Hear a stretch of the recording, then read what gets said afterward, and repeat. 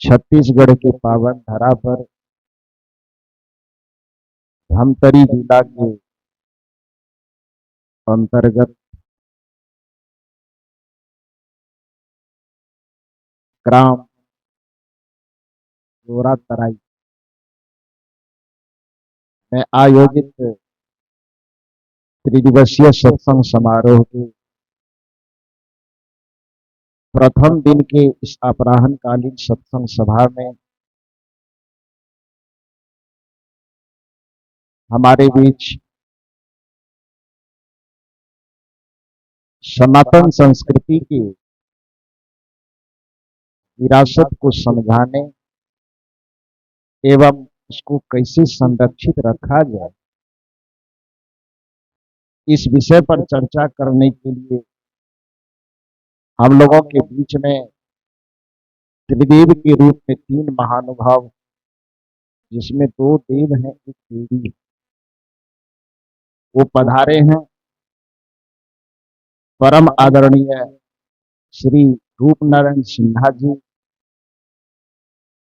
जो छत्तीसगढ़ योग आयोग के वर्तमान में अध्यक्ष महोदय हैं, वर्तमान में कैबिनेट मंत्री स्तरीय दर्जा प्राप्त हैं। परम आदरणीय प्रिंसिपल साहब, जो अपना परिचय उन्होंने एक महान शिक्षक के रूप में दिया और अपने भाव और विचार से भी लोगों को संबोधित करते हुए ये एहसास दिलवाया कि वास्तव में आप शिक्षक हैं।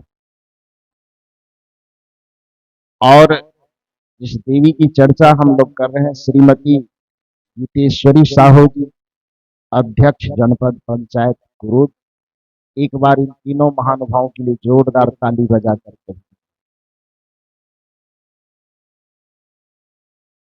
मंच पर विराजमान अध्यात्म की चेतना को जी करके जनमानस में उस चेतना को जागृत करने वाले परम वंदनीय संत समाज, इस परिवर्तक स्थल पर विराजमान अध्यात्म प्रेमी सज्जनों तथा देव,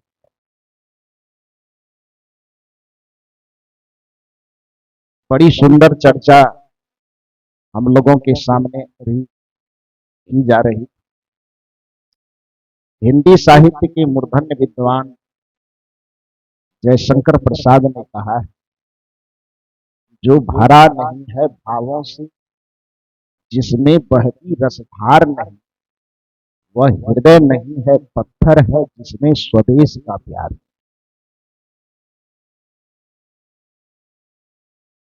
जिस हृदय में अपने मातृभूमि के प्रति प्रेम नहीं, जिस प्रकृति में हम जी रहे हैं उस प्रकृति के प्रति प्रेम नहीं है, जिस समाज में हम जी रहे हैं उस समाज के प्रति हमें प्रेम नहीं है,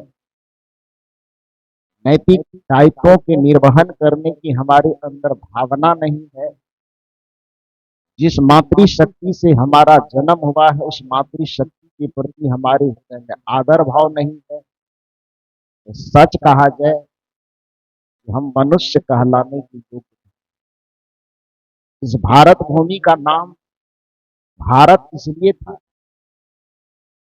कि भारत शब्द में दोनों उसका भाव अर्थ निहित है। भा नहीं स्थानवाचक, ज्ञान विशेष नर का नैतिक शरण दुख। भा शब्द ज्ञानार्थक शब्द, रथ शब्द लीन शब्द का परिचायक। जिस स्थान के लोग ज्ञानमय जीवन जीते हुए, ज्ञानमय चरित्र को जीते हुए जीवन के जो भी क्रियाकलाप करते थे, चाहे वह सामाजिक दायित्व का निर्वहन कर रहा हो, चाहे सांस्कृतिक दायित्व का निर्वहन कर रहा हो, चाहे राजनीतिक जीवन का निर्वहन कर रहा हो, लेकिन किसी भी दायित्व का निर्वहन करने से पहले जिसकी चेतना में ज्ञान का दीपक जले, इसके लिए ज्ञान में रत रहने वाले जहां के लोग होते थे, उसी स्थल को भारत कहा जाता था। वही हमारी भारत माता है। और प्रकारांतर से किसी कारणवश जिस ज्ञानमय आचरण को हम कर रहे थे उससे हम किसी न किसी कारणवश भटक, उस ज्ञानमय आचरण से भटक जाने के कारण हमें बहुत तरह की विकृति आ गई। सामाजिक विकृति, जाति पाति पंथ संप्रदाय में न जाने हम कितने बढ़ते चले गए। आज हम लोगों के सामने गीतेश्वरी देवी आकर के बहुत सुंदर वाचन कर रही थी। एक बार मैं चाहूंगा उनके लिए पुनः जोरदार ताली लगे। लेकिन एक जमाना था कि स्त्रियों को घर से निकलने नहीं दिया जाता, जैसा कि हमारे प्रिंसिपल साहब पंच परिवर्तन की बात की गई। कल ही हम लोग संविधान दिवस मनाए 26 जनवरी 1950 को, जो संविधान हम लोगों को सौंपा गया, जिसके दायरे में हम लोग जी रहे हैं संपूर्ण भारतवासी। उस संविधान के अंतर्गत समानता की बात की गई, न्याय की बात की गई। अभी हमारी गीतेश्वरी साहू जी बोल रही थी कि हम लोगों को समरस समाज का निर्माण करना, लेकिन समरस समाज के निर्माण से पहले हमें समान समाज का निर्माण करना। जहां पर समानता नहीं होगी वहां पर समरसता नहीं हो सकती। समानता की बात सदगुरु कबीर साहब ने लोगों के बीच में डंके की चोट पर किया। समानता की बात दुनिया के जितने भी आध्यात्मिक चेतना संपन्न महापुरुष ने उन्होंने की। और जिस जगह पर समानता विखंडित होगी वहां पर समरसता अपने आप विखंडित होगी। क्योंकि एक विचारक ने बड़ा सुंदर कहा है कि सदा शांति रहती है समता के पीछे। जिस शांति की खोज मानव मात्र की खोज है, चाहे वह राजनीतिक माध्यम से करे, चाहे सांस्कृतिक माध्यम से करे, चाहे सामाजिक माध्यम से करे, शांति की खोज मानव जीवन का अभिष्ट हिस्सा है। मानव जीवन का चरम परम लक्ष्य कि हमको शांति प्राप्त हो। चाहे राजनीतिक माध्यम से कोई चले, उनका भी उद्देश्य है कि समाज में अमन चैन शांति हो। चाहे सामाजिक माध्यम से कोई कार्य कर रहे हैं, उनकी भी चाहत यही है कि हमारे कार्य के माध्यम से समाज में शांति हो। चाहे कोई आध्यात्मिक मार्ग से काम कर रहे हैं, उनका भी लक्ष्य यही है मानव जीवन में शांति की स्थापना। तो जिस शांति की स्थापना हम करना चाहते हैं, शांति आधारित किस चीज पे है? जिस समरसता की बात अभी की जा रही है पंच परिवर्तन में, विचारक कहते हैं सदा शांति रहती है समता के पीछे। जहां समता है वहीं पर शांति। इस बात को गोस्वामी तुलसीदास जी ने भी कहा है, सुख और दुख के जो मूलतः दो कारण, जहां सुमति तहां संपत्ति नाना, जहां कुमति तहां विपत्ति निधान। जहां पर सुमति है, एक दूसरे की मति का तालमेल है, एक दूसरे के विचारों का सामंजस्य है, और वैचारिक सामंजस्य के आधार पर सभी प्रकार के भेदभाव से मुक्त होकर के हम समता के धरातल पर जीते हैं। उसी समता के धरातल पर शांति का प्रस्फुटन होता है। सदा शांति रहती है समता के पीछे। लेकिन ध्यान दीजिए, जो चर्चाएं अभी हो रही, सदा शांति रहती है समता के पीछे, लेकिन समता नहीं रहती समता की। शांति रहती है समता में, लेकिन यदि समत्व चाहते हैं तो मानव के बीच में विषमता के जितने सारे कारण हैं, उन विषमता के कारणों को मिटाना पड़ेगा। सदा शांति रहती है समता के पीछे, समता न रहती विषमता के पीछे। अभिषमता रहा करती, विषमता रहा करती ममता के पीछे। ममता बढ़ाना महामुक्ता। सदा शांति रहती है समता के पीछे, और समता नहीं रहती विषमता के। अब विषमता आती कहाँ है? जहां पर एक जाति के प्रति कि हम फलाने जाति के हैं उसी के प्रति ममता हो, हम फलाने संप्रदाय के हैं उसी के प्रति केवल ममता हो, हम फलाने क्षेत्र के हैं केवल एक क्षेत्र के प्रति ममता हो, एक लिंग के प्रति ममता हो, एक भाषा के प्रति ममता हो, एक भाषा के प्रति ममता, एक क्षेत्र के प्रति ममता, एक जाति के प्रति ममता, एक लिंग के प्रति ममता व्यक्ति को कट्टर बना दे। जैसा कि हमारे अध्यक्ष महोदय ने कहा कि व्याकरण में दो शब्द है, एक ही और एक ही।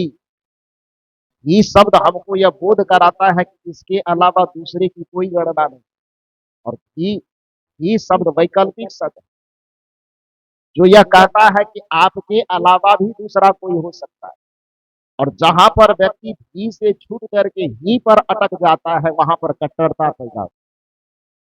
कट्टरता कैसे पैदा होती है, छोटे से उदाहरण से मैं समझाऊं। कहा जाता है कि एक शिक्षक के दो बच्चे थे, शायद प्रिंसिपल साहब की ही रहे हैं, तो ही है ना, तो बढ़िया। तो दो बच्चे थे और वो दोनों बच्चे बड़े छोटे छोटे, एक 8 क्लास में पढ़ रहा था, 5 क्लास में, और एक 3 क्लास। तो विद्यालय जिसमें शिक्षक महोदय विद्यालय जाते थे उसी रास्ते में वो बच्चे का कोचिंग भी पढ़ता था, विद्यालय पढ़ता था। तो शिक्षक महोदय उन दोनों बच्चों को ले जाकर के उसके बच्चे के विद्यालय में छोड़ देते थे, फिर अपनी ड्यूटी के लिए आगे विद्यालय में चले जाते। तो इस तरह से 1 साल 2 साल आना जाना हुआ लगातार। संजोग से ऐसी बात आई कि एक दिन शिक्षक महोदय को अपने विद्यालय में कुछ काम लग गया, छुट्टी के वक्त समय पर लौट करके वो आ नहीं। दोनों बच्चे चूंकि 1-2 साल उस रास्ते से आ जा चुके थे और नजदीक 1-2 किलोमीटर के दायरे में ही घर था, तो रास्ते को बच्चा समझ चुका था। परिणाम क्या हुआ कि वो दोनों बच्चे अपने पिताजी का इंतजार नहीं किए, क्योंकि देखा हुआ रास्ता है ही, आज दोनों पैदल चल, दोनों बच्चा पैदल चल रहा है। लेकिन है तो बच्चा, चंचलता तो हो, वो समझदार, उतनी समझदारी तो आएगी नहीं। उस बचपना की चंचलता के कारण आपस में दोनों बातचीत करते हुए चलते, भाई आज स्कूल में क्या पढ़ाई। तो बड़ा वाला भाई कहता है कि आज मेरी क्लास में गणित की पढ़ाई। छोटे वाले ने कहा कि बड़े मजे की बात है कि हमारे यहाँ भी, हमारे क्लास में भी आज गणित की ही पढ़ाई। कहा गणित में तुम्हें क्या पढ़ाई। तो बड़े वाले ने कहा कि आज जोड़ पढ़ाए। छोटे वाले ने कहा अजीब संयोग है, हमको भी आज जोड़ ही पढ़ाया। तो क्या पढ़ाया। तो बड़े वाले ने कहा कि हमारे शिक्षक ने पढ़ाया कि 5 जोड़ 5 बराबर 10 हो। अध्यक्ष महोदय की ही और भी को प्रूव करेगा ये। तो बड़े वाले ने कहा कि 5 जोड़ 5 बराबर 10 होगा। छोटे वाले ने कहा बड़ा मुश्किल होगा। अच्छा, कहा कि तुम्हारा मास्टर बेवकूफ है और तुमको भी बेवकूफ बनाएगा। सो कैसे। छोटे वाले ने कहा कि हमारे मास्टर साहब ने भी वही पढ़ाया, लेकिन हमारे मास्टर साहब ने पढ़ाया कि 8 जोड़ 2 बराबर 10 होता है। बड़े वाले ने कहा कि बेवकूफ हम नहीं बने, बेवकूफ तुम्हारा मास्टर है और तुमको भी बेवकूफ बनाए, क्योंकि हमारे मास्टर साहब ने, हमारे शिक्षक ने लकीर खींच खींच करके 1 2 3 4 5 लकीर खींचा, प्लस 6 7 8 9 10, 5 जोड़ 5 बराबर 10। छोटे वाले ने कहा कि तुम हमको बेवकूफ समझ रखा है क्या। मेरे मास्टर ने पढ़ाया है 8 जोड़ 2 बराबर 10, 1 2 3 4 5 6 7 8 प्लस 9 10। बड़े वाले ने कहा कि सीधे से मान जाने तो बड़ा होने का अधिकार दिखाऊंगा। छोटे वाले ने कहा नहीं मानू, और दोनों की बातचीत झगड़े में बदल गई। परिणाम हुआ कि एक दूसरे को मुंह कान नोचते, एक दूसरे को ऐटिंग फैटिंग मारते।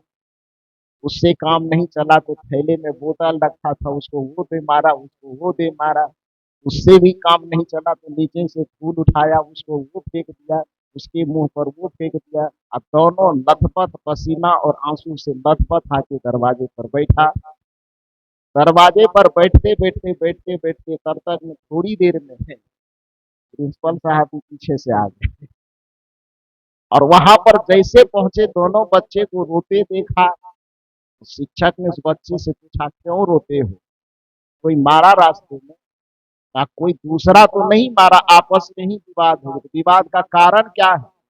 तो दोनों अपना अपना कारण बताते हैं कि हमारे विद्यालय में क्लास में आज टीचर 5 जोड़ 5 पढ़ाया। दूसरे ने कहा, पापा इसके मास्टर इसको बेवकूफ बना देगा। मैं समझा रहा था कि 8 जोड़ 10 होगा। पिताजी दोनों की बात सुन करके माथा पीट लिए कि अरे बेवकूफ, ना तू बेवकूफ है ना तेरा मास्टर बेवकूफ है, तुम दोनों को पैदा करने वाला तेरा बाप ही बेवकूफ है। क्योंकि जिसके पास समझदारी विकसित होगी, सदगुरु कबीर साहब ने इसी समरसता की बात की, समझे की गति एक है, जिन समझा सब ठौर। जो एक में जाकर के अटक जाएगा वो कट्टरवादी है। हम लोग इस भूमिका में है, हम लोग उस चीज का नाम नहीं लेंगे, नाम लेने में तो आप ही लोग दायित्व निभाइए। लेकिन कट्टरवादी कह रहे हैं तो समझ जाइए कि जो कोई भी व्यक्ति होगा एक में अटका रहेगा वह कट्टरवादी। और जो सबकी भावना को समझता, कबीर साहब का कथन है कि समझे की गति एक है, लेकिन शर्त है कि जिन समझे सब ठौर। कहीं कबीर के बीच के पल कहीं और की ओर।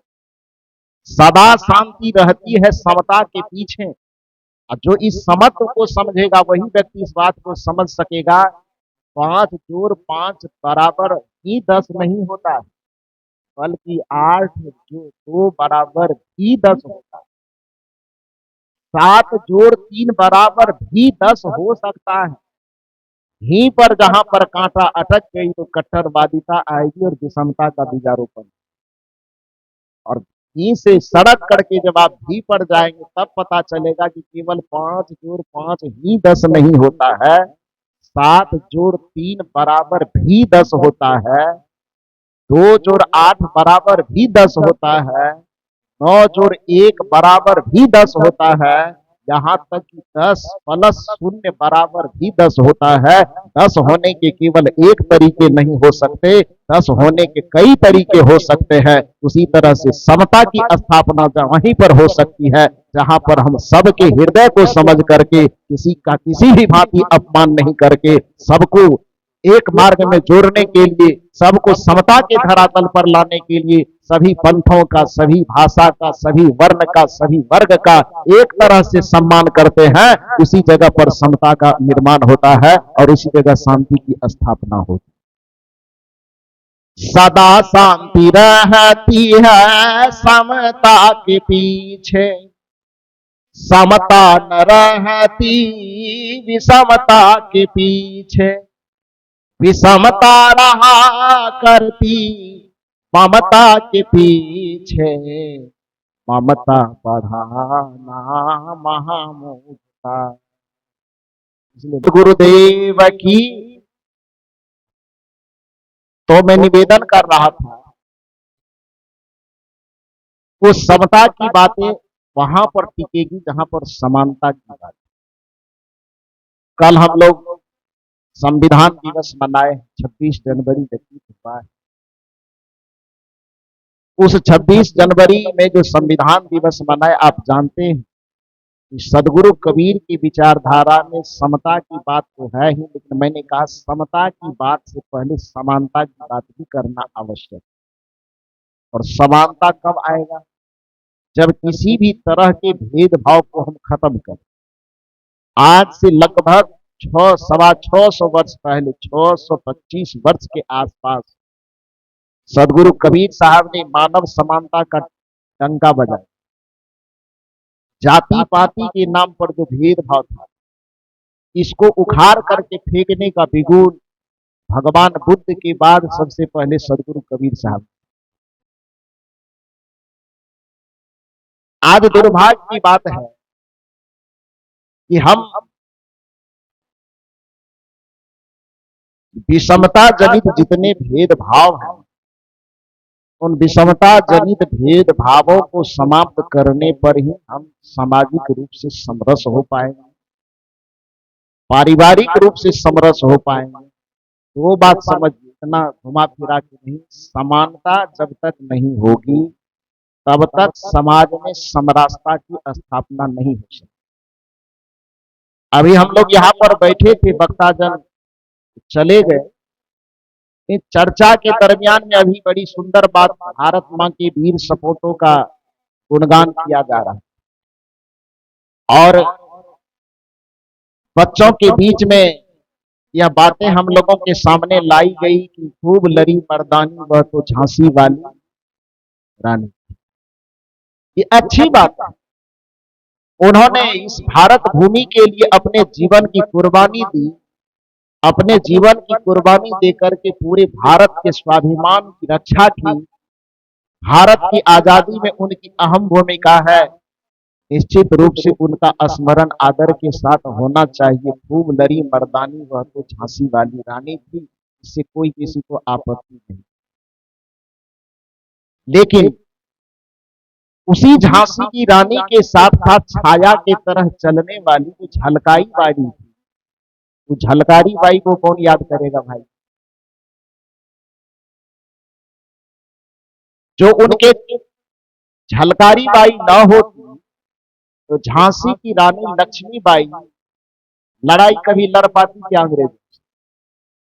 अंग्रेजों ने तो झांसी की रानी लक्ष्मीबाई को घेर लिया और घेर करके वहीं पर उसको खत्म कर दिया। लेकिन उसी की तरह वीरांगना, उसी को देखने, उसी के तरह दिखने वाली जो झलकारी बाई थी, वह घोड़ों पर बैठ करके और अंग्रेज को चकमा देते हुए दूसरे रास्ते से अपने तरफ ले गई और झांसी की रानी को भागने का, वहां से निकलने का, अंग्रेज की कैदों से मुक्त होने का उसको एक अवसर, एक मौका मिला। और उस मौका का लाभ उठा करके झांसी की रानी लक्ष्मीबाई ने अंग्रेजों के मिशन को, जो उनकी योजना थी इनको घेर करके समाप्त कर दिया, जब उसमें वो विफल हो। समानता की बात तभी हो पाएगी जितना महत्व हम झांसी की रानी लक्ष्मीबाई को दे रहे हैं, उतना ही महत्व उनके साथ छाया की तरह चलने वाली, उसी क्रांति में छाया की तरह भाग लेने वाली झलकारी बाई को भी उतना ही सम्मान के साथ हम जिस दिन याद करना शुरू कर देंगे, उसी दिन हमारा समाज समानता के धरातल पर आएगा और उसी दिन हमारे समाज में समरसता की भी स्थापना हो। हम भारत के लोगों को माता सरस्वती का स्मरण करना तो सिखाया, लेकिन जो बच्चे हमारे सामने बैठी हुई थी, अभी बड़ी सुंदर सुंदर बातें की जा रही थी कि ये हमारे बगीचे के फूल है, भारत के कल के भविष्य है, ये बहुत अच्छी बात है। लेकिन उस लड़की को इस पोशाक में लाने के लायक बनाया किसने? उसका स्मरण जब हम नहीं करेंगे तो फिर समाज में समानता और समरसता की बात करना बेईमानी। आज हमारे बीच में परम आदरणीय गीतेश्वरी देवी मंच के सामने खड़े होकर के बोल रहे, उनको भी स्मरण करना होगा जिसने आपके हाथ में माइक थामने की ताकत, उनको भी स्मरण करना होगा जिसने आपको दो शब्द बोलने का अधिकार दिया, उनको भी स्मरण करना। कल्पना कीजिए कि सन 1848 ईस्वी में महात्मा ज्योतिराव फूले और माता सावित्रीबाई फूले न हुई होती, विद्यालय की स्थापना, प्रथम बालिका विद्यालय की स्थापना न किए होते, तो हमारे बीच से कोई गीतेश्वरी देवी आकर के माइक थाम करके न बोल रही। आप जितना सरस्वती जी को याद करते हैं, जितना लक्ष्मी जी को याद करते हैं, भारत यदि हमारे लिए माता है तो उस भारत में लड़कियों के अंदर स्वाभिमान भरने के लिए, लड़कियों के अंदर शिक्षा की चेतना जगाने के लिए हमें उतना ही आदर माता सावित्रीबाई फूले का भी करना हो। जिस समानता की बात आप हम कर रहे हैं, आप जानते हैं कल संविधान दिवस मैंने आप लोगों ने सबने मनाया है, पूरे भारत के लोगों ने। उसमें जो धार्मिक भेदभाव, राजनीतिक भेदभाव, सामाजिक भेदभाव आपसे हमसे किया जाता था, जाति के आधार पे, पंथ के आधार पे, भाषा के आधार पे, लिंग के आधार पे, क्षेत्र के आधार पे, उन समानताओं को, उस सब को मिटा करके समानता आपको हमको किस आर्टिकल में दिया गया पता है आपको? भारत के संविधान के किस अनुच्छेद में हमको ये समानता का अधिकार दिया है? भारत के संविधान जिस समय निर्मित हुए उसमें लगभग 290 अनुच्छेद के आसपास।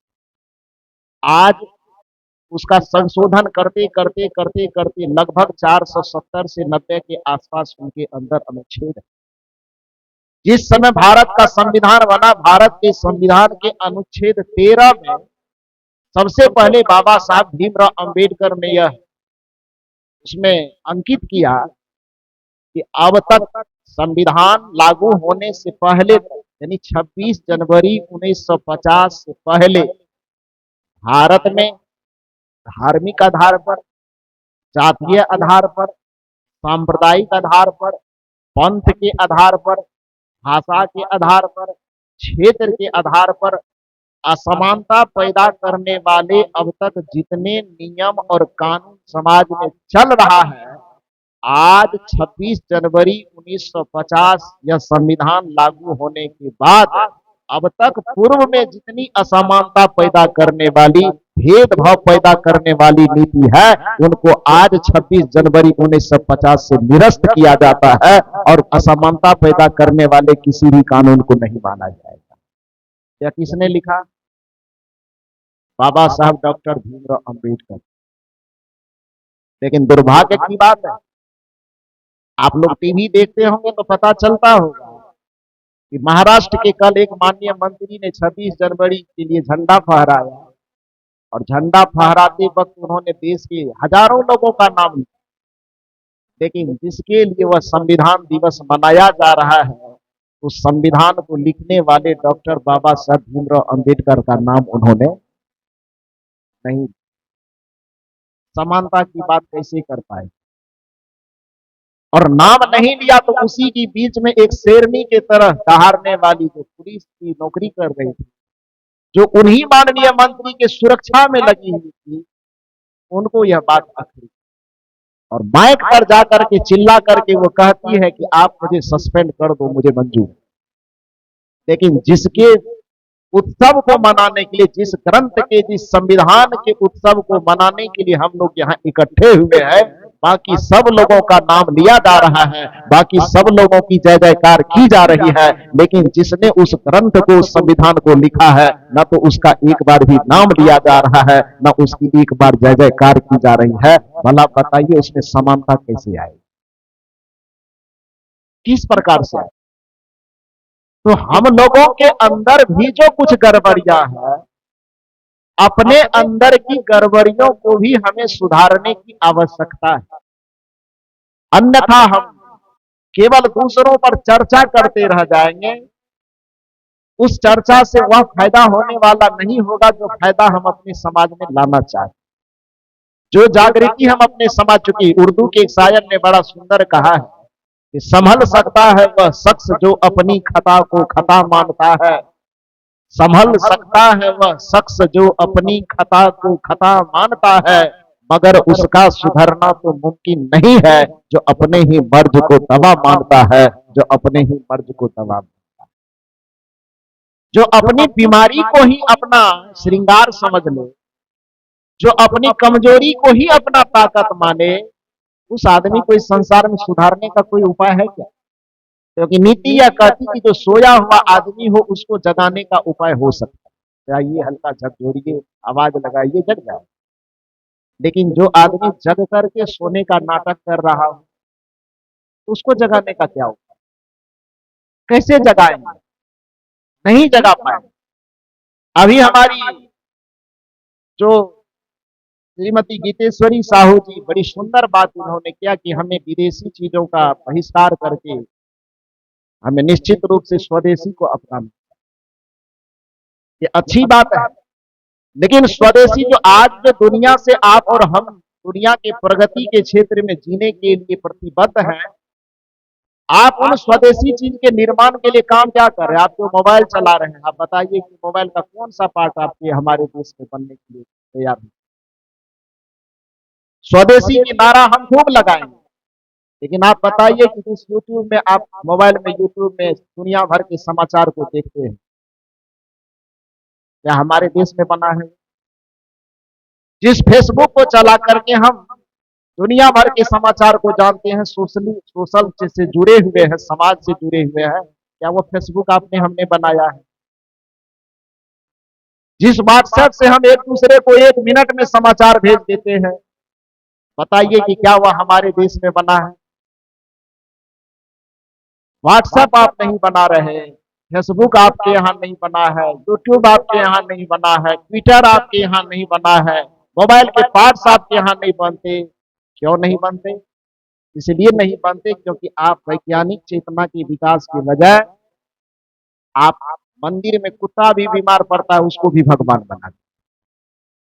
तो आप व्हाट्सएप तो नहीं बनाएंगे, फेसबुक नहीं बनाएंगे, यूट्यूब नहीं बनाएंगे, लेकिन मंदिर में कुत्ता बीमार पड़ गया, माथे में चोट लगी, माथे में घाव हो गया, और घाव हो जाने के कारण बेचारा वो हनुमान जी के मंदिर के चारों तरफ घूम रहा। अब उसको वहां पर 5 आदमी टीका लगा करके बैठ गया, अगरबत्ती दिया, जला दिया, हजारों लोगों की कतार लगी। इसलिए तो कुत्ता भगवान नया पैदा हुआ, कुत्ता भगवान की पूजा करो।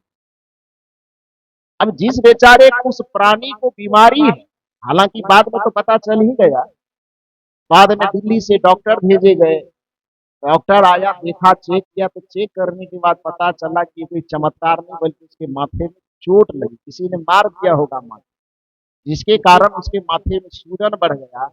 और सूजन बढ़ जाने के कारण यह नियम है कि किसी भी जंगली प्राणी को यदि मस्तिष्क में चोट लगता है, उसको दिशा सही न दिखाई दे करके गोल गोल दिखाई देता है। चाहे मूर्ति रहे न रहे, ऐसे भी गोल गोल चक्कर काटेगा। और गोल गोल चक्कर काटने के कारण उसके बीमारी का इलाज करने के बजाय लोगों ने चमत्कार बना।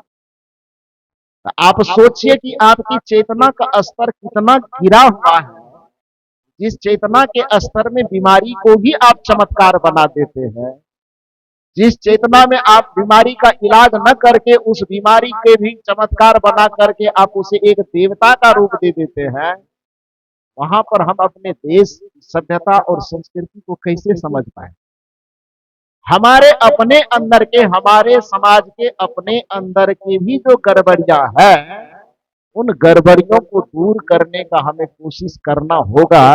तभी जाकर के हमारे जीवन में समानता की बात हो पाएगी, तभी हमारे समाज में समरसता की बात हो पाएगी। और सामाजिक समरसता, धार्मिक समरसता की बात तो आज हम लोग कर रहे हैं मंचों के माध्यम से। विकट परिस्थिति में सदगुरु कबीर साहब ने उस समानता और समरसता की बात डंके की चोट पर किया था। तो मैं आपसे निवेदन ये कर रहा था कि चाहे वह प्राकृतिक सुरक्षा की बात हो, चाहे वह सामाजिक समानता की बात हो, चाहे आपको स्वदेशी अपनाने की बात हो, तो हर चीज के लिए आपको सबसे पहले अपने चिंतन को वैज्ञानिक चिंतन बना। जिस चिंतन में आडंबर के लिए कोई जगह नहीं, इसकी व्यवस्था भी बाबा साहब भीमराव अंबेडकर ने किया। बाबा साहब भीमराव अंबेडकर ने संविधान के अनुच्छेद 51H, 51 अनुच्छेद है जो हमारे मौलिक अधिकारों को देता है। उस अनुच्छेद 51 का जो पैराग्राफ H है, उसमें बाबा साहब भीमराव अंबेडकर ने क्या लिखा? यदि आप संविधान मंगा करके पढ़ नहीं सकते तो अभी सबके हाथ में मोबाइल, और मोबाइल में एक नया भगवान है, गूगल भगवान है कि नहीं है? तो संविधान खरीद करके तत्काल नहीं भी पढ़ सकते हैं, तो अभी जो मैं बात कह रहा हूं, अपने अपने घर जाइएगा तो एक बार निकाल करके उसको जरूर, संविधान का अनुच्छेद 51H, 51 नहीं देखिए, क्योंकि 51 देखिएगा तो उसमें आपके मौलिक अधिकार की बात है, शिक्षा में समानता, आर्थिक समानता, न्याय की समानता इत्यादि की बात। उसमें 51 अनुच्छेद 51 का एच देखिएगा। क्या देखना है? अनुच्छेद 51 का एच पैराग्राफ। उसको जब देखेंगे तो उसमें बाबा साहब अंबेडकर ने लिखा है, धर्म के मामले में हो, समाज के मामले में हो, संस्कृति के मामले में हो, जो अब तक आडंबर, अंधविश्वास और पाखंड फैलाया गया है, संविधान का अनुच्छेद 51 एच आपको यह आदेश देता है कि उन सारे चीजों का खंडन करके धर्म का भी प्रचार आप करें, संस्कृति का भी आप प्रचार करें, तो वैज्ञानिक सोच और मानवतावाद से प्रेरित हो, ऐसे वैज्ञानिक चिंतन का आप प्रचार प्रसार करें, न कि धर्म के नाम पर पाखंड फैला, धर्म के नाम पर आडंबर न फैला। और कबीर साहब का भी मिशन यही था। कबीर साहब कहते थे मैं धर्म के खिलाफ नहीं, बल्कि धर्म के नाम पर फैले हुए आडंबर के खिलाफ। मैं ईश्वर के खिलाफ नहीं, लेकिन ईश्वर के नाम पर यदि कोई दुकानदारी चला रहे हो तो उस दुकानदारी के मैं खिलाफ जरूर। ईश्वर लोगों के आस्था का विषय है, धर्म लोगों के जीवन की व्यवस्था का विषय है, लेकिन जो धर्म आदमी में नैतिक व्यवस्था ला सकता था, जो धर्म लोगों में चारित्रिक विषय व्यवस्था ला सकता था, जो आदमी के अंदर नैतिक बोध का विकास कर सकता था, उस धर्म को हमने तीर्थों में कैद करवा दिया, उस धर्म को हमने मंदिरों में कैद करवा दिया। और जिसने उस धर्म को समाज के बीच में लाने की कोशिश की, उसको हमने धर्म विरोधी साबित किया, सगुण मार्ग और निर्गुण मार्ग में बांट दिया, और कहा कि सगुणवादी वह है जो कहता है कि हमारे समाज में मंदिर होना चाहिए। कबीर साहब ने कहा अच्छी बात है, समाज में मंदिर हो, अच्छी बात है, लेकिन हमारा घर भी मंदिर के जैसा बनना चाहिए। ये कबीर साहब कहते कि मैं कहता हूं कि एक जगह पर हमारे नगर में मंदिर हुआ तो चाहिए, लेकिन साथ साथ यह भी चाहिए कि हमारा घर भी मंदिर के जैसा होना चाहिए। अयोध्या में राम जी का मंदिर हो, उससे काम नहीं चलेगा। काम तब चलेगा जब हमारा घर अयोध्या के जैसा हो, और उस घर में रहने वाली स्त्री सीता के जैसी हो, और घर में रहने वाले जो भाई हो वह राम लक्ष्मण और भरत शत्रुघ्न के जैसा हो। अन्यथा मंदिर में तो राम लक्ष्मण भरत शत्रुघ्न के केवल प्रतिमा होंगे, और घर में यदि हमारे बीच में वह चरित्र नहीं उतर पाया तो घर हमारा लंका के जैसा बना रह जाएगा। कबीर साहब कहते कि संसार में केवल मंदिर बनाना सार्थक नहीं है, धर्म की सार्थकता तब होगी जब पूरे संसार को ही हम मंदिर बना डालें। केवल एक स्थान को तीर्थ स्थान बनाने से काम नहीं चलेगा, काम तब चलेगा जब हम अपने जन्मभूमि को, जब हम अपने भारत भूमि को ही पूरा तीर्थ बना देंगे, तभी जाकर के हमारा धर्म सार्थक होगा। और इसके लिए सदगुरु कबीर साहब कहते हैं कि धर्म को, जो नैतिकता का विषय है, जो धर्म हमारी संस्कृति का विषय है, जो धर्म हमारे चेतना का विषय है, उस धर्म को चमत्कार से मत दो, पाखंड से मत दो। और कबीर साहब ने सिखाया कि धर्म की परिभाषा, आजकल जो हम लोग सनातन धर्म की बात करते हैं, हालांकि कुछ लोगों ने तो कबीर साहब को सनातन धर्म से ही जबरदस्ती अलग करने की कोशिश, लोगों ने कहा कि कबीर साहब सनातन धर्म को मानते जानते नहीं, लेकिन सच पूछा जाए तो सच में, सचमुच अर्थ में सदगुरु कबीर साहब जितने सनातन को जानते मानते हैं, सनातन के नाम पर रोटी सेकने वाले लोग भी उतना सनातन को नहीं जानते। सदगुरु कबीर साहब ने सनातन धर्म की व्याख्या करते हुए कहा, जहां दया तहां धर्म है, जहां लोभ तहां पाप, जहां क्रोध तहां काल है, जहां क्षमा तहां आप, जहां दया तहां धर्म। और इस बात का समर्थन गोस्वामी तुलसीदास जी ने भी बेहतरीन तरीके से किया। और कबीर साहब के ही सुर मिलाते हुए गोस्वामी जी कहते हैं, दया धर्म का मूल है, पाप मूल अभिमान, तुलसी दया न छाड़िए, जब लग घट में प्राण। अब बताइए कि दया एक नैतिक चरित्र है कि दया मंदिर में आरती दिखाने की? मेरे सवाल आप समझ पाएगी? जब कबीर साहब भी कह रहे हैं कि दया, जहां दया तहां धर्म है, जहां लोभ तहां पाप, और गोस्वामी तुलसीदास जी भी कह रहे हैं कि दया धर्म का मूल है, पाप मूल अभिमान। तो दया एक मनुष्य का नैतिक चरित्र है कि दया कहीं मंदिर में बैठने वाली प्रतिमा है? थोड़ा जोर से बोलिए।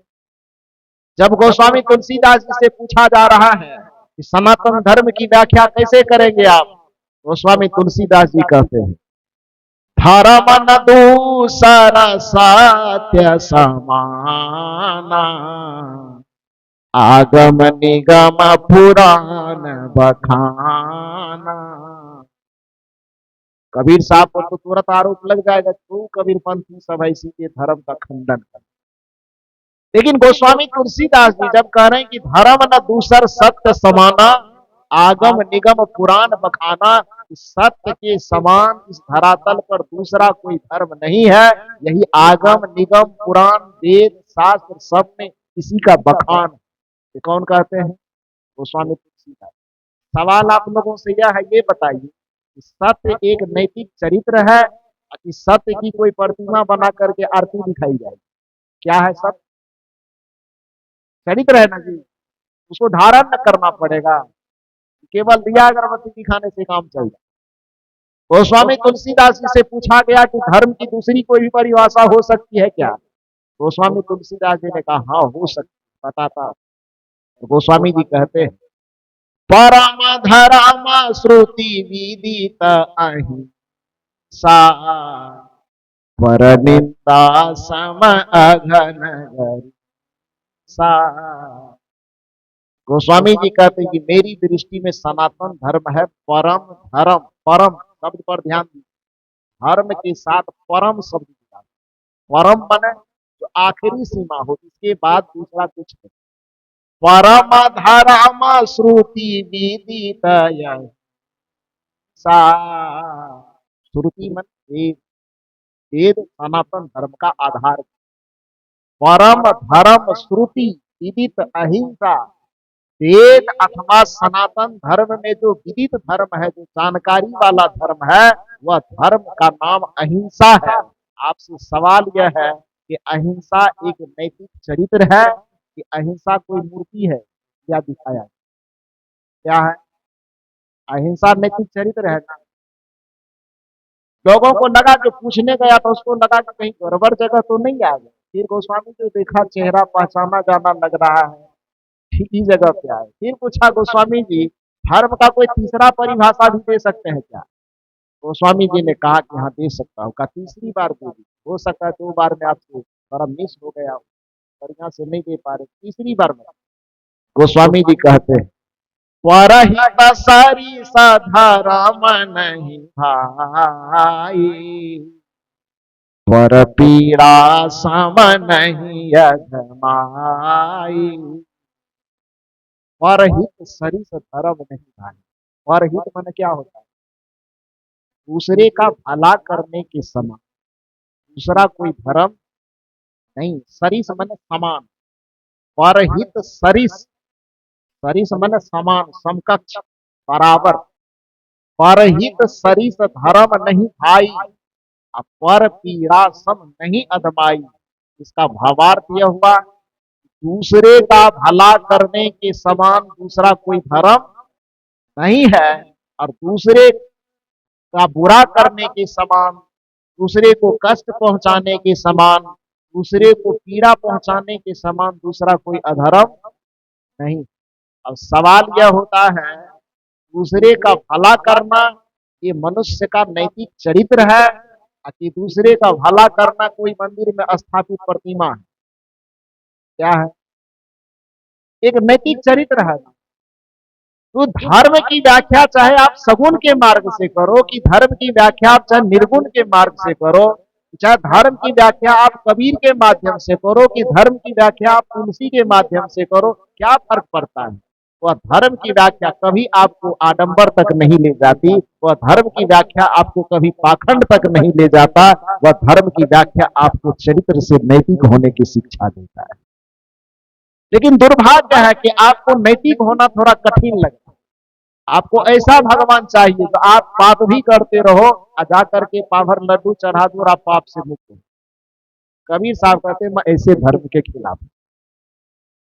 कबीर साहब ये कहते हैं कि जो वास्तविक धर्म है, जिसको हम सनातन धर्म कहते हैं, जो शाश्वत धर्म है, जो आज भी वह धर्म है, कल भी वही धर्म रहेगा, और यह धरती जब तक रहेगी तब तक धर्म वही रहेगा। कबीर साहब कहते हैं मैं वैसे धर्म को तो नमन करता हूँ, लेकिन आज और कल जो धर्म के नाम पर धंधा का रूप ले चुका है, मैं ऐसे धर्म को नहीं मानता हूँ और न किसी को मानने की सलाह देता हूँ।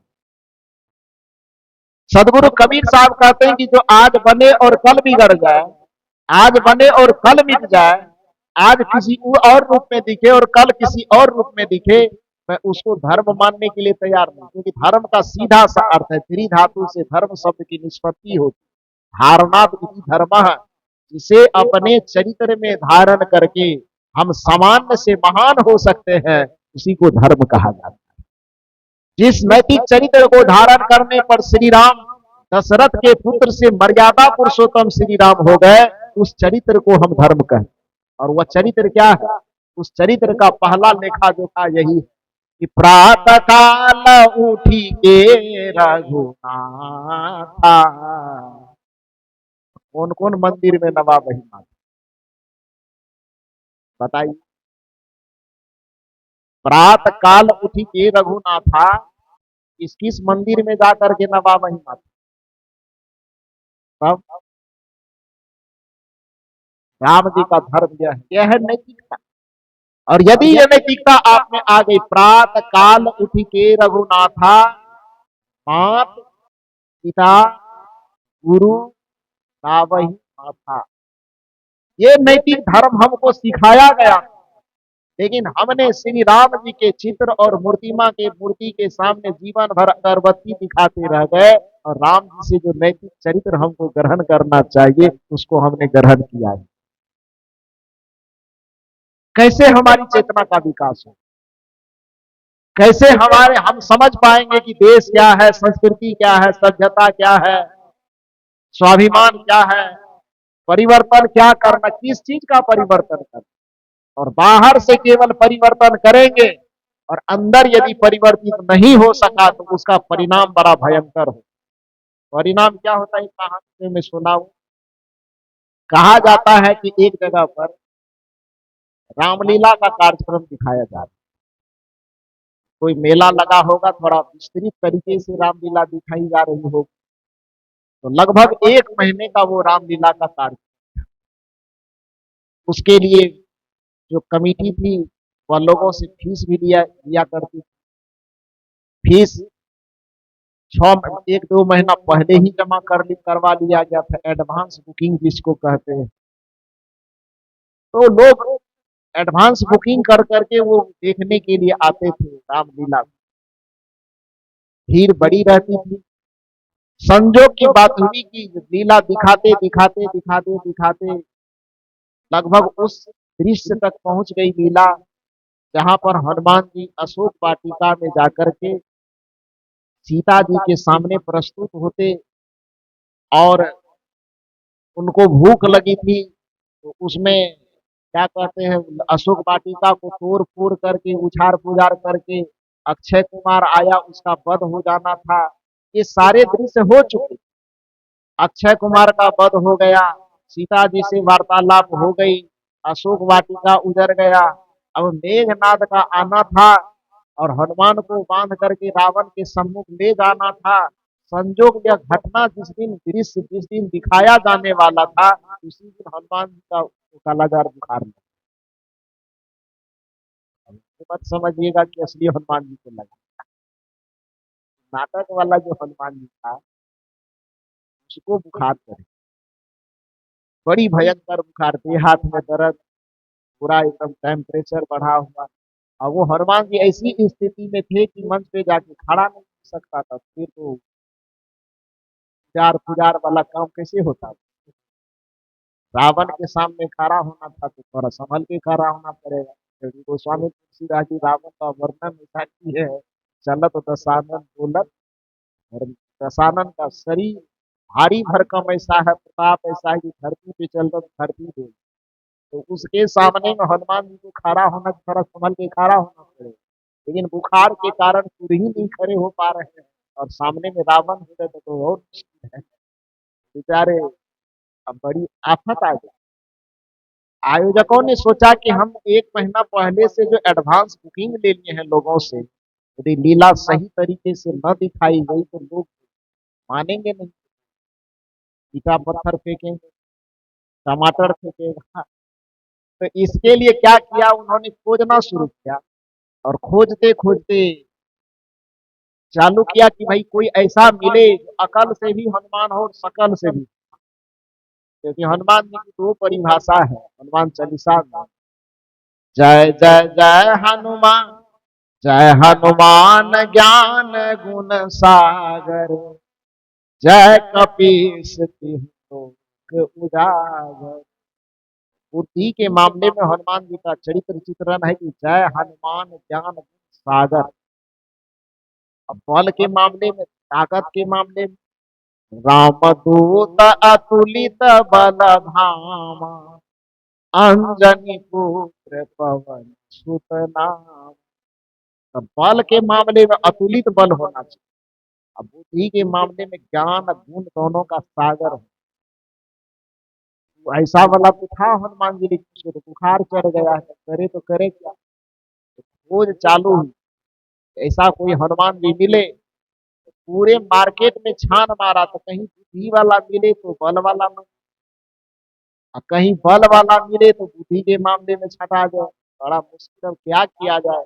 खोजते खोजते दिन भर खोजा, कहीं नहीं मिला। शाम के वक्त में निराश होकर के आज लौट रहा था कि आज लगता है ईटा पत्थर ही नसीब, आज मार लगेगी लोगों की तरफ, हंगामा होगा।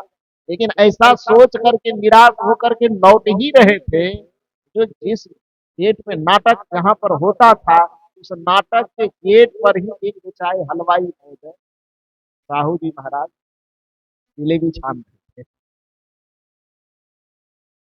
तो जिलेबी छानते हुए उस पर नजर पड़ी, उसको देखा कि शरीर से तो पहले स्पष्ट दिख रहा है कि शरीर के हनुमान के रोल के लायक है, और एक चीज तो प्रत्यक्ष दिखाई दे रहा है कि हनुमान के लायक। लेकिन अब एक जात बाकी बच गई, माइंड वाला, उसकी भी थोड़ी परीक्षा ली। वो तो बाहर से दिखेगा नहीं, तो सामने जाएंगे, कुछ बातचीत होगी तब पता चलेगा। तो वहां गए, बातचीत कुछ हुई, पता चला कि हम दोनों से पूरा तो नहीं है लेकिन मेकअप हो जाए, शरीर से भी और अकल से। तो उनको पूछ करके वो कहते हैं कि सारी बातचीत होने के बाद वो आयोजक कहते हैं उस जिलेबी छानने वाले से कि आप मेरे साथ कुछ काम करोगे। उस हलवाई महाराज ने कहा, जलेबी छानने वाले ने, कि कौन सा काम है। कहा, मैं नाटक कंपनी के गेट पर आप बैठ करके जलेबी बना रहे हो, मैं इस नाटक कंपनी का मालिक हूं, और इसी में आपको नाटक कंपनी में रात में एक रोल करना है। जैसे ही कहा कि नाटक कंपनी में कुछ अभिनय करना है, तो वो कंपनी वाले को फटकारते हुए कहा कि हटो, आज तक अपने घर में हम कभी फूल से भी कमर नहीं हिलाए। इतनी शर्म आती है कि अकेले कमरे में भी हमने कभी हाथ पैर नहीं फैलाया है, कमर नहीं हिलाया है, और आप मुझे डायरेक्ट ऑफर दे रहे हो कि मंच पर चलो थोड़ा नाटक कर देना। ये कैसे होगा, इतने बड़े समूह के बीच में, इतने बड़े समाज के बीच में कैसे हो। तो नाटककार जो थे उन्होंने कहा कि ऐसा है, तुम जो ये काम कर रहे हो किस लिए कर रहे हो, पैसे के लिए ना, दिन भर में कितना पैसा कमा लेते। तो उन्होंने कहा कि सब चीज काट मार करके लगभग 200 रुपये बचा लेता हूँ। उन्होंने कहा कि 200 रुपये बचाते हो तो मैं तुम्हें 500 रुपये देने के लिए तैयार हूं। काम भी बस 10 मिनट का है, क्योंकि अनजान आदमी हो इसलिए रोल को भी ज्यादा नहीं बढ़ाऊंगा, केवल 2 काम तुमको करना है। अशोक वाटिका तो पहले से उजड़ चुका है, थोड़ा बहुत और तितर बितर कर देना, मेघनाद आएगा तुमको बांध करके ले जाएगा, और रावण के सामने जैसे खड़ा करेगा। तो रोल तो हालांकि 1 घंटे का है, लेकिन कम में ही सिमट करके मैं बस 2 डायलॉग में काम को खत्म करूंगा। रावण तुमसे डपट के पूछेगा कि तुम कौन हो, तुमको जवाब देना है कि हम राम के दूत हनुमान हैं। अब पूछेगा दूसरा कि तुम काम क्या करते हो, तुम कहना कि हम राम जी की सेवकाई करते, राम जी की सेवक है, वो सेवक हम हैं, सेवकाई करते, दो काम बताना, इससे ज्यादा तुम बोल नहीं पाओगे, इसीलिए हम तुमको ज्यादा डायलॉग नहीं बताएंगे। चलो, दो काम करना, अशोक वाटिका को उजाड़ना, और उजाड़ने के बाद मेघनाद आएगा, उनको बांध करके ले जाएगा। उन्होंने कहा, फिर भी कहा, नहीं नहीं नहीं जाऊंगा। उसकी बोली की नरमी को सुन करके बेचारा नाटक वाला समझ गया था कि इसको यदि 500 और एक्स्ट्रा दिया जाए तो ये मान जाए। और उन्होंने कहा, 500 पहले देने वाले की 500 और एक्स्ट्रा देता हूं, 1000। काम है 10 मिनट का, बेचारा तैयार हो, ठीक है करे। और तैयार होकर के गया। 8 बजे से नाटक शुरू होने वाला था। 4 बजे से लेकर के 4 घंटे तक उसको रिहर्सल करवाया गया, पीछे में ले जाकर दिखाया जा रहा है। उसको सारा मेकअप वेकअप करके, सेटअप पहना करके, और डायरेक्टर के द्वारा उसको एक्टिंग सिखाई जा रही कि कैसे करनी है, और बात बोलने के लिए सिखाया जा रहा। 4 घंटे तक एक ही बात को रट रहा। रावण पूछेगा, तुम कौन हो? जवाब देना है, हम राम भक्त हनुमान हैं। काम क्या करते हो? तो हम राम की सेवकाई करते। 4 घंटे तक एक ही बात रटने के बाद जब सचमुच में उनको मंच पर उतारा गया, सामने हजारों जनता की भीड़ देखी, तो उसको देख करके मन होश हो, कहाँ आ गए हम? कभी भीड़ देखे नहीं। तो एक तो उन्हीं को देख करके होश उड़ गया। उसके बाद पीछे से रावण का प्रवेश, बड़ा बड़ा मुद्रा वाले, बड़े बाहु बाजू वाले, और वो तो खिलाड़ी थे पहले से। रावण तो मजा हुआ एक्टर था, और ये तो बेचारा नया नया भर्ती हुआ था हनुमान जी। तो वो एक तो भीड़ को देख करके ही उसका दिमाग काम करना बंद कर दिया। मंच पर बाजा के माध्यम से एक माहौल क्रिएट किया गया, और रावण का प्रवेश होता है।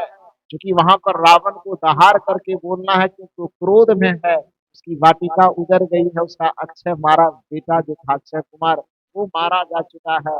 थोड़ा रावण को क्रोध में, थोड़ा आवेश में बोलना है। जैसे एक तो भीड़ देख के हनुमान जी का दिमाग खराब है, और ऊपर से रावण को क्रोध में एकदम आंख लाल लाल के देखा। रावण गरजते हुए पूछा, कौन हो जी? एक बार में हनुमान जी का तो सिट्टी पिटी गुम हो गया। ओरिजिनल रहता तब बताता ना, लेकिन यहाँ 10 मिनट वाला है। वो हनुमान जी का सिट्टी पिटी गुम हो गया।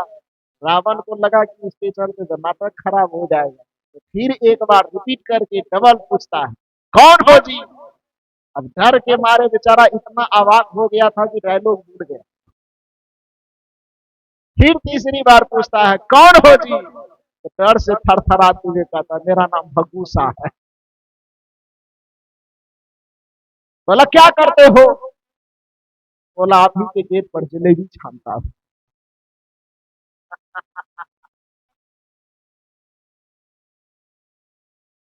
यह हुआ ऐसा।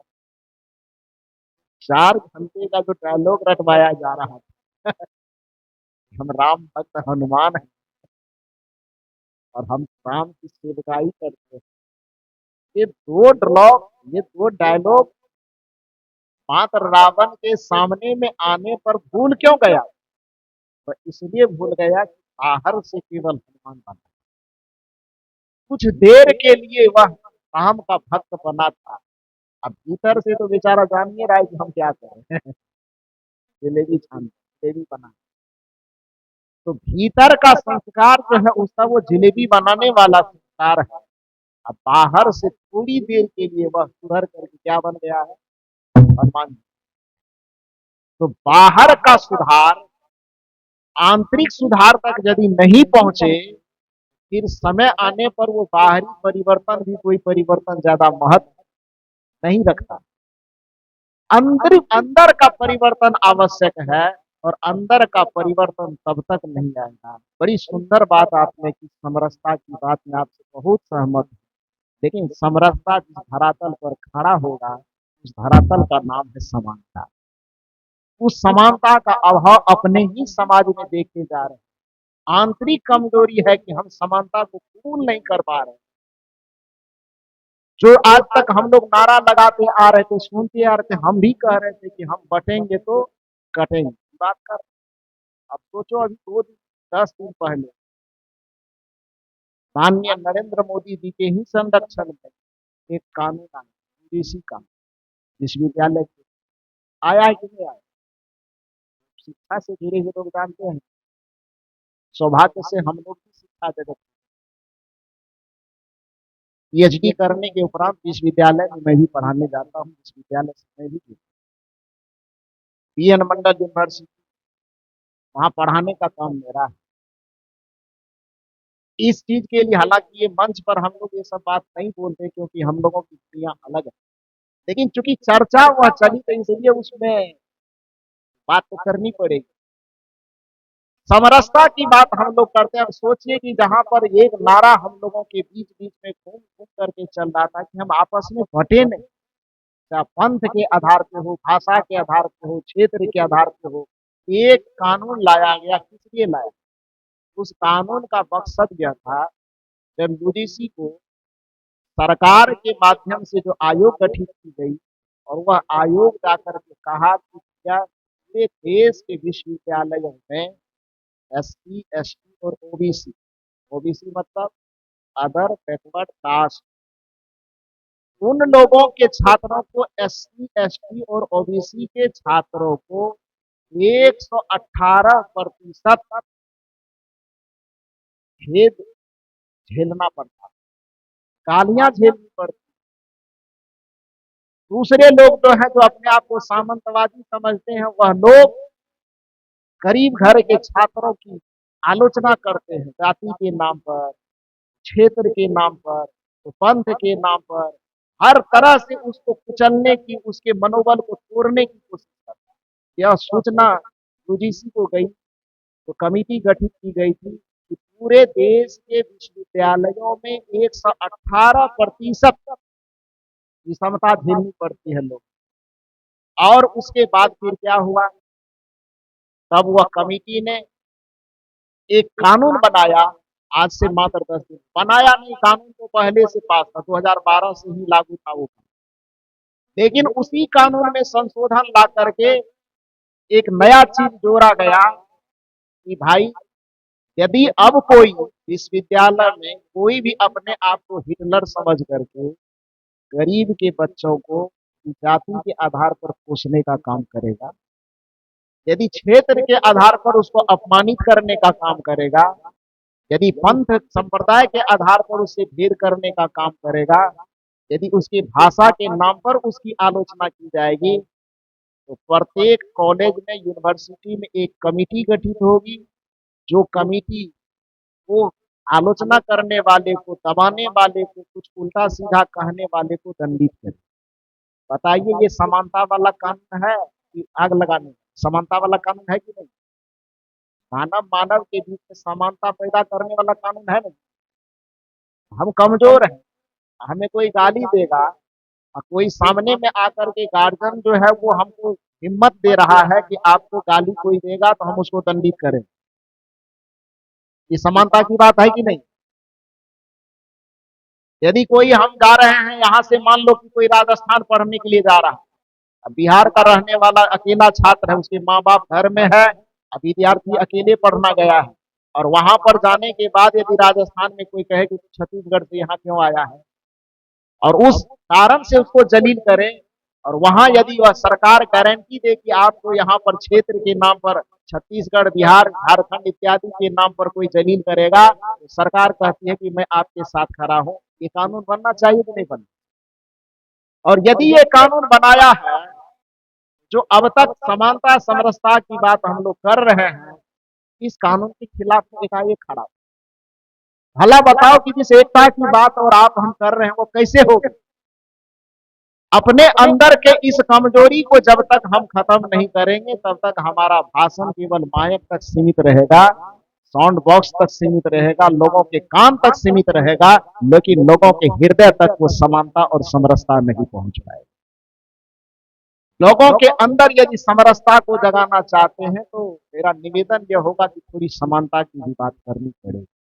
और कबीर साहब ने आज से 600 वर्ष पहले तो विषमताकारी जाति पाति के नाम पर छोट बड़ की बात की जा रही थी, ऊंच नीच की बात की जा रही थी, छूत अछूत की बात की जा रही थी। कबीर साहब ने डंके की चोट पर आंख में आंख डाल करके समानता का बीजारोपण किया और पूछा, एक त्वचा, हार मल मूत्रा, एक रुधिर एक गुदा, तुम में और हम में तो ये भेद का दीवार खड़ा करते हो भाई। तो हमारी तुम्हारी त्वचा तो एक जैसी, कमरी एक जैसे है। एक त्वचा, हाड़, हाड़ मन हड्डी, मल मूत्रा, शरीर के अंदर मल मूत्र विकार, तुम्हारे अंदर भी वही भरे हैं, मेरे अंदर भी वही भरा है। तुम्हारे अंदर भी रक्तों का प्रवाह वही है, हमारे अंदर भी रक्त का प्रवाह वही है। तुम्हारे भी जन्म लेने की प्रक्रिया वही है, हमारे भी जन्म लेने की प्रक्रिया यही है। तो एके जनी जना संसारा, तो कौन ज्ञान से भयो उचारा। एक ही तरह से तुम्हारा और हमारा जन्म माता के गर्भ से हुआ है। तो भला बताओ, किस ज्ञान से तुम अपने आप को बड़ा कहते हो और हमको छोटा कहते। एक त्वचा, हार मल मूत्रा, एक रुधिर एक गुदा, एक ही बूंद से सृष्टि रची है, तो फिर कौन ब्राह्मण को शूद्रा। किसको तुम ब्राह्मण कह करके ऊंच कह रहे हो और किसको शूद्र कह करके नीचा बता रहे।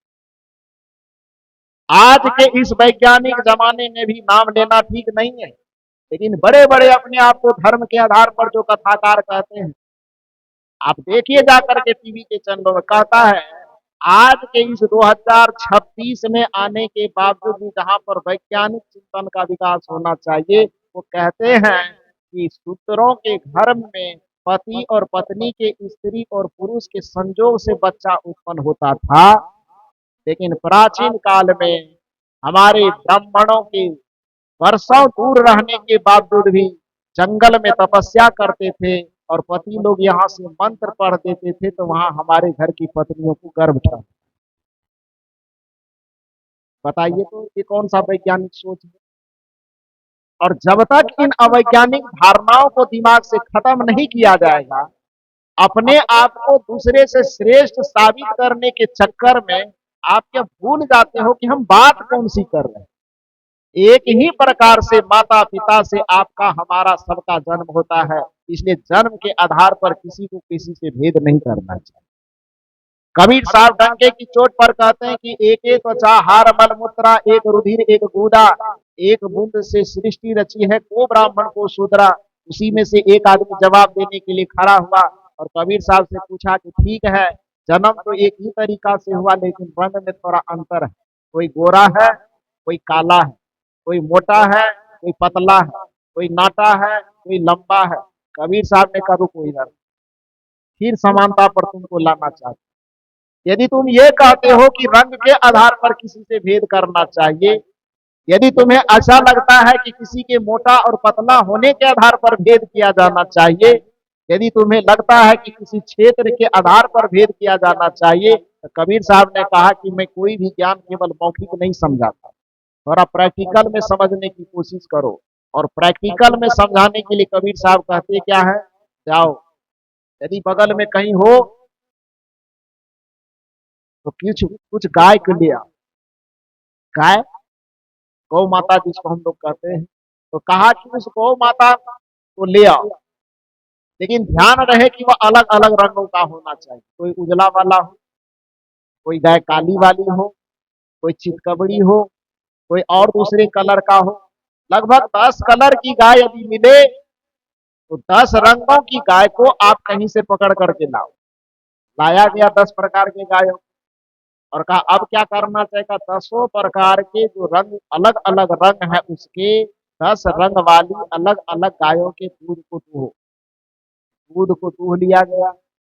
उसके बाद एक बड़े बर्तन में 10 प्रकार के गाय के दूध को डाल दिया और जब सब दूध आपस में मिल गया, मिल जाने के बाद वो बेचारा जो कह रहा था रंग रूप मोटा पतला के आधार पे भेद होना चाहिए, कबीर साहब ने कहा काली पीली नीली सफेदी चितकबरी जितनी प्रकार की गाय है, ऊपर से देखने में सबका रंग तो अलग अलग है।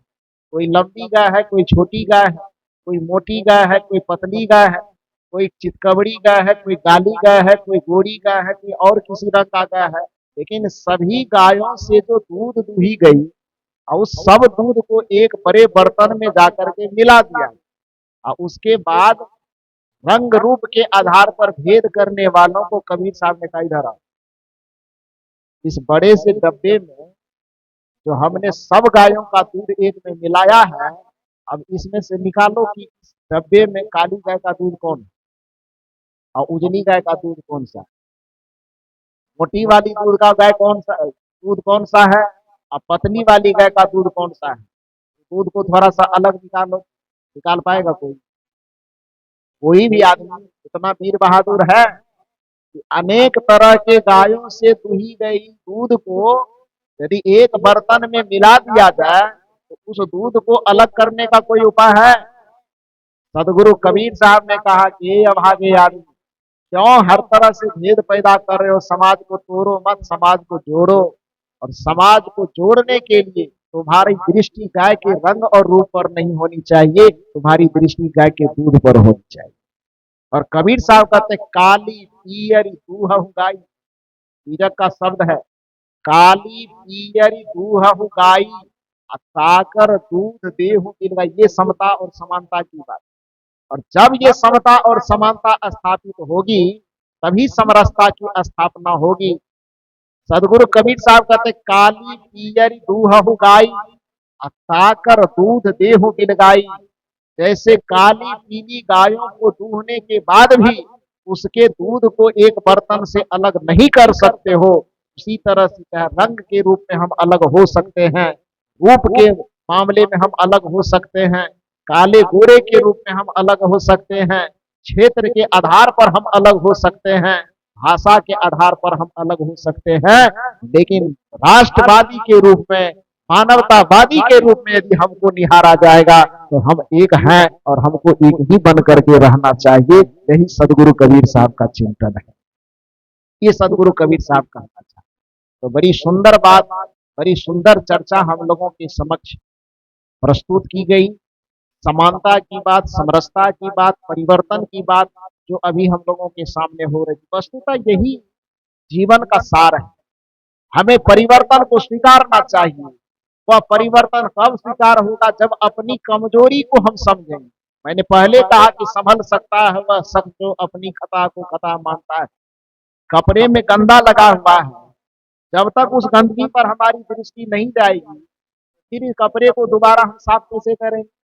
कपड़े को साफ करने के लिए पहले उस गंदगी को समझना आवश्यक है कि गंदगी है क्या, क्यों कपड़ा गंदा हुआ है, और कपड़ा के गंदा होने के कारण को जब हम समझ जाएंगे तब फिर साबुन लगा करके इसमें परिवर्तन करेंगे और कपड़ा पुनः साफ हो जाए। तो हमारे समाज में, जिसे हम सनातनी समाज कह रहे हैं, जिसको हम हिंदू समाज कह रहे हैं, लेकिन उसी को वसुधैव कुटुंबकम के आधार पर कहें, या हम कह सकते हैं मानव समाज कह लीजिए। जो वसुधैव कुटुंबकम के सूत्र के आधार पर जिसको हम मानव समाज कह सकते हैं, उस मानव समाज के हृदय में सद्भावना जगे, उस मानव समाज के बीच में समता आवे, उस मानव समाज के बीच में समरसता आवे।